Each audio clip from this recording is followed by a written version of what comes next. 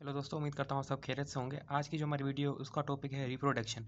आज की इस वीडियो में मैं आपको बहुत ही इजी करके समझाने वाला हूँ कि रिप्रोडक्शन होता क्या है, उसके कितने टाइप्स होते हैं, वो सब हम जानेंगे आज की इस वीडियो में। तो आप सबसे रिक्वेस्ट है कि मेरे चैनल को आप सब्सक्राइब करें तो मैं और अच्छी वीडियो बनाता रहूँ। आइए देखते हैं सबसे पहले reproduction. Ability of the an organism to produce organisms of their own kinds. ठीक है, ये एक एबिलिटी होती है जानदारों की, जो जानदारों के अंदर जो क्या करते हैं, ऑर्गेनिजम्स पैदा करते हैं अपने जैसे, ओन काइंड्स मतलब अपने जैसे ही। इस कॉल्ड रिप्रोडक्शन। ये एक रिप्रोडक्शन की बहुत ही सिंपल डेफिनेशन है। ओन काइंड्स का मतलब ये है कि हम इंसान हैं तो हम इंसान के ही बच्चे पैदा करेंगे, कोई जानवर के बच्चे पैदा नहीं करेंगे। तो ये इसका मतलब है। ठीक है, फिर क्या है, reproduction is necessary for survival of the species. Reproduction है, ये बहुत ही इंपॉर्टेंट रोल प्ले करता है स्पेशी को सर्वाइव होने के। ये ह्यूमन भी एक स्पेशी है।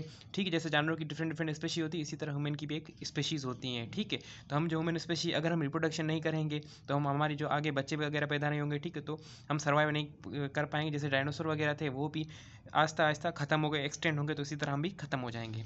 ठीक है, तो उसके लिए ये बहुत ही ज़्यादा इंपॉर्टेंट रोल प्ले करता है। फिर क्या है, reproduction is a fundamental process of life. तो इसलिए हम रिप्रोडक्शन को बोलते हैं कि ये फंडामेंटल प्रोसेस है लाइफ का। अब हम देखते हैं टाइप्स ऑफ रिप्रोडक्शन। अब रिप्रोडक्शन के देखते हैं क्या है types. There are two main types of the reproduction. सबसे पहले है असेक्सुअल रिप्रोडक्शन, फिर है सेक्सुअल रिप्रोडक्शन। सबसे पहले देखते हैं असेक्सुअल रिप्रोडक्शन, इसको पढ़ते हैं डिटेल के अंदर।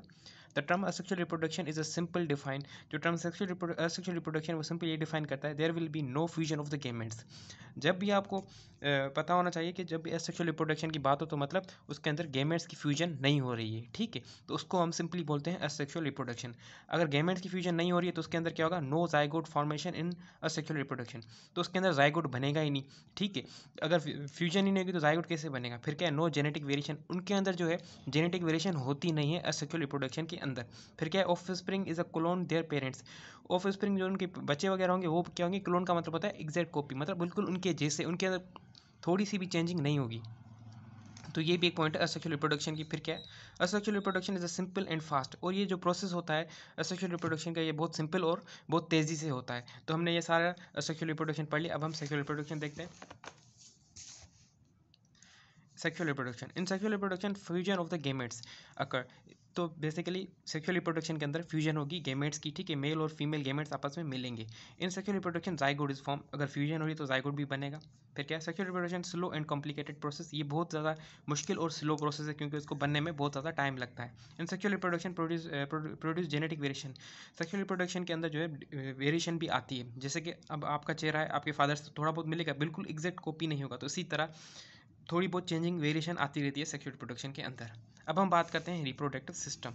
ये होता क्या है, इसको पढ़ते हैं। Reproductive system through which process of reproduction is achieved. Reproductive system एक ऐसा प्रोसेस होता है जिसके जरिए रिप्रोडक्शन होती है, इस कॉल्ड है रिप्रोडक्टिव सिस्टम। उसे हम रिप्रोडक्टिव सिस्टम करते हैं। अब इसके अंदर भी कुछ कंडीशंस हैं। ठीक है, वो सबसे पहले देखते हैं कौन कौन से। सबसे पहले है गेमेटोजेनेसिस। गेमेटोजेनेसिस क्या है, इसको बहुत सिंपल करके पढ़ते हैं। Process of formation of the gametes is called gametogenesis. जब फॉर्मेशन हो जाने गेमेट्स की, इसको हम बोलते हैं गेमेटोजेनेसिस। अब गेमेटोजेनेसिस के अंदर दो होते हैं, एक होता है ओवम और एक होता है स्पर्म। जो ओवम होता है वो फीमेल के अंदर होता है और स्पर्म जो होता है वो मेल के अंदर होता है। ओवम को हम बोलते हैं oogenesis। ठीक है, और स्पर्म को बोलते हैं स्पर्मेटोजेनेसिस। ठीक है, ये एक नंबर 1 पॉइंट हो गई। फिर है mating. The term mating is a simple define. जो टर्म मेटिंग है उसका मतलब ये है कि फिजिकल कॉन्टैक्ट। जब पर्सन शादी करता है तो फिजिकल कॉन्टैक्ट होता है, तो उसके बाद ही ये बच्चे वगैरह पैदा होते हैं। तो दूसरा जो इंपॉर्टेंट रोल प्ले करता है वो है मेटिंग। आगे देखते हैं क्या है इसके अंदर हमारे पास। मेटिंग की बात है फर्टिलाइजेशन। फर्टिलाइजेशन क्या है, जब मेटिंग होगी तो जाहिर सी बात है मेल और फीमेल के गेमेट्स आपस में मिलेंगे तो फर्टिलाइजेशन होगी, फ्यूजन होगी गेमेट्स की। क्या है फर्टिलाइजेशन को देखते हैं। Fusion of the male and female gametes is called fertilisation. ठीक है, तो मेल और फीमेल के गेमेट्स जब आपस में मिलेंगे तो उसको बोलते हैं fertilisation. And result is zygote. तो उसके अंदर जाइगोट्स बनेंगे। तो इसका मतलब क्या है, ये जो प्रोसेस है ये क्या है, सेक्सुअल रिप्रोडक्शन का प्रोसेस है। अब हम आगे देखते हैं ह्यूमन रिप्रोडक्टिव सिस्टम। इसके अंदर देखते हैं हम क्या है। Humans are heterophrodites, means they are separate sexes. Heterophrodites का मतलब ये होता है कि ह्यूमन्स के अंदर जो है मेल और फीमेल का सेक्स डिफरेंट होता है। ठीक है, और आगे देखते हैं क्या, human are unisexual reproductive system. Unisexual reproductive system का मतलब उनके अंदर जो है सेक्सेस डिफरेंट डिफरेंट होते हैं। ठीक है, फिर क्या, human are dioecious reproductive system. इसका मतलब यूनिसेक्सुअल डायोशियस बात सेम ही है। ठीक है, अब इसके अंदर कुछ इंपॉर्टेंट कंपोनेंट है रिप्रोडक्टिव सिस्टम के अंदर, वो मेल और फीमेल दोनों के अंदर कॉमन होते हैं। ठीक है, सबसे पहले है गोनाड्स, गेमेट्स प्रोड्यूसिंग ऑर्गन। ये क्या होता है, गेमेट्स प्रोड्यूसिंग ऑर्गन होता है। सेक्स हार्मोन प्रोडक्शन, ये जो प्रोडक्शन कराता है सेक्स हार्मोन्स की, ठीक है। उसके बाद है डक्ट सिस्टम, मतलब ये गोनाड्स मेल के अलग होंगे, फीमेल के अलग होंगे, तो ये आपको आने चाहिए, दोनों के अंदर होते हैं, ये बहुत ही ज़्यादा इंपॉर्टेंट रोल प्ले करता है। फिर क्या है डक्ट सिस्टम, डक्ट मतलब पाइप नुमा। The duct system deliver gametes to the site of fertilisation. जो डक्ट सिस्टम होता है वो क्या करता है, एक साइड मतलब एक रास्ता प्रोवाइड करता है फर्टिलाइजेशन के लिए, ठीक है। तो ये भी एक इंपॉर्टेंट रोल प्ले करता है। फिर क्या है लुब्रिकेशन ग्लैंड, अब जाहिर सी बात है रास्ता तो प्रोवाइड कर रहा है पर उसको लुब्रिकेशन भी चाहिए ग्लैंड्स को, तो उसके लिए बिल्कुल एक मुख्तलिफ ग्लैंड होते हैं जिनको बोलते हैं लुब्रिकेशन ग्लैंड्स। इन lubrication glands are easy to passage out gametes. ये क्या करता है बेसिकली इजी प्रोसेस कर सकता है। अगर लुब्रिकेशन नहीं होगी तो रेजिस्टेंस पैदा होगी, तो उसकी वजह से ये लुब्रिकेशन जो है बहुत ही ज़्यादा इंपॉर्टेंट, जो लुब्रिकेशन ग्लैंड है ये बहुत ज़्यादा इंपॉर्टेंट रोल प्ले करते हैं गेमेट्स के अंदर, ठीक है। तो ये आपको आना चाहिए।